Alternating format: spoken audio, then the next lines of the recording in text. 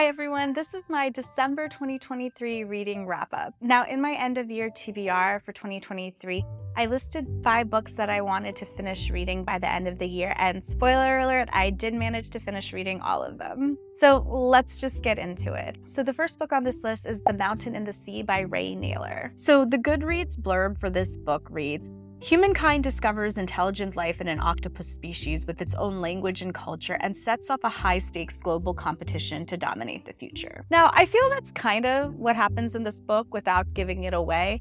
So yeah, there's the aspect of intelligent life in an octopus species, which I feel comes to light through as the book goes. It's not right there in the outset.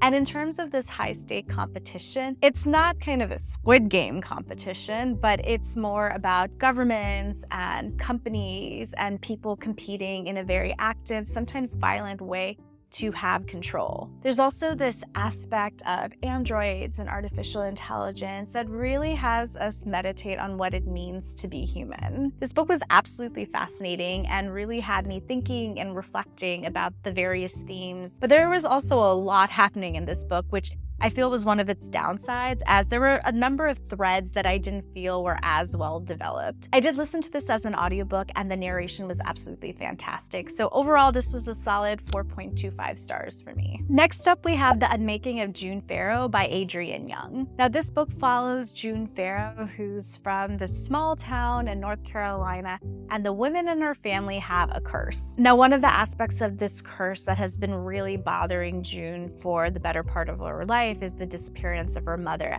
And now that her grandmother has died, she's trying to figure out what's going on and what to do next. That's pretty much all I want to give away about this book because it is a mystery and it's best enjoyed when you don't know as much going in. I really appreciated how the mystery was written. I think things unfolded really nicely and the pacing was quick. I was sucked into this book and I finished it in a matter of 2 to 3 days, which is pretty quick as a slow reader. What it honestly meant was that I stayed up way too late at night reading this book when I probably should have been sleeping and getting over jet lag. Now, the only downsides were kind of the rules surrounding the curse, and I know a lot of people who have read this book and liked it was like, okay, don't think too hard about the curse, but that's kind of hard for me to get over. And there was also one romantic relationship in the book. Well, it's not that I didn't find it believable. I don't think it was developed well enough for me to be like, okay, yeah, I get it. I get that this could be maybe a pseudo love triangle. But overall, I really enjoyed this book and it was a solid 4.5 stars for me. Next up is Legends and Lattes by Travis Baldree. Now, this book is about an orc named Viv who is just over bounties and bloodshed, and she decides to open up a coffee shop in a small town. And this book follows her journey as a coffee shop owner. This is described as a low-stakes cozy fantasy, and that is absolutely an apt description. Now, I've been trying to get into reading this book for some time, and it just wasn't landing for me. And I heard that some people actually enjoyed listening to the audiobook far more than the ebook or physical book. So I tried that this time and it worked. This was such a perfect listen for the December holidays for me because usually we're traveling, we're trying to get things ready, and there's just a lot going on. It was nice to know that I could rely on this book as a comforting listen. I knew it wasn't a mystery, so I wouldn't be kept up all night trying to figure out what happened. And the stakes weren't so high and the topics weren't super intense where I felt that I needed to put down the book and reflect for a bit. So that's not to say that this book is cozy fluff. It's actually quite smart while also centering this cozy, comforting, and hopeful vibe. So overall, it was a solid 4.25 stars for me. Next up is This Is What It Sounds Like by Susan Rogers and Augie Agaz. Now, this is a nonfiction read that looks into the neuroscience of why music and certain songs move you or might make you feel the way you do and your overall musical preferences. For me, this book was a mix of genres, specifically science writing and memoir, and I found it to be absolutely fascinating. Now, I think some of the criticism and frustration regarding this book is in its packaging.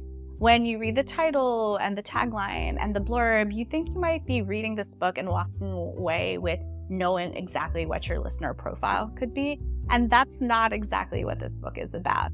Yes, you do learn about the aspects of a listener profile and why you might like certain things versus another, but it's not like a quiz you can fill out and then you're like, oh, okay, this is my listener profile.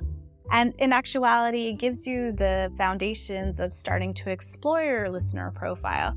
It's more of a guide to help you start thinking about and noticing what your listening profile could be. Now, I personally learned a ton from this book, and it got me quite interested in the neuroscience of sound and music, which is a topic I really know nothing about. So yeah, this was a solid 4.5 stars for me. Now, the final book on this list is The English Understandable by Helena DeWitt. Now, I finished this book on the plane ride back from Germany to the US on December 31st. I started it and finished it that same day. Now, this is a short book that was done so well, and I don't want to give away too much, but basically the premise is that this 17-year-old girl who lives in Morocco with her parents, who are not originally from Morocco, but they usually go away during the Ramadan holidays to travel and give their staff a break.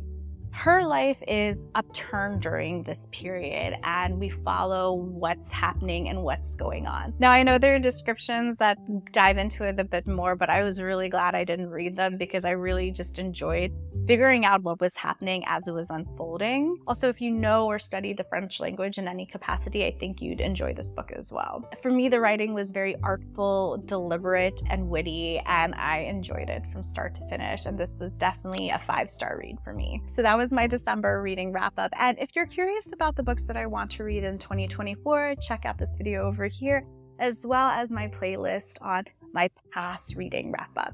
That's all for this video, and I'll see you in the next one. Bye.